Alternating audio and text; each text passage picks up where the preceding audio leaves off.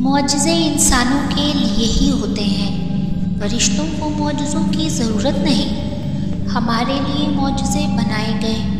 हमारे इर्द गिर्द रोज़ कितने मौजज़े होते हैं और हम इन्हें देखने से क़ासिर होते हैं। ये दिन और रात का आना, रोज़ सांसों का सिलसिला बहाल होना, चाँद का कभी मुकम्मल से आधा और आधे से मुकम्मल होना, अनगिनत सितारों का आसमान पे इकट्ठे टिमटिमाना, कानों में रस घोलती 5 वक्त की आज़ान का रूह को सुकून से भर देना, फूलों का खिलना, बादलों का आना, बारिश का बरसना, जुगनुओं का जगमगाना, ये सब मौजज़े नहीं तो और क्या हैं। और जब इंसान इन मौजज़ों को देखने लगता है तो बाकी मौजज़े भी होने लगते हैं, जैसे नामुमकिन का मुमकिन होना, बरसों से गुमी हुई चीज़ का अचानक मिल जाना, जो मांगी ही नहीं थी उस दुआ का कबूल हो जाना, बिखरी हुई चाहतों का लम्हों में सिमट जाना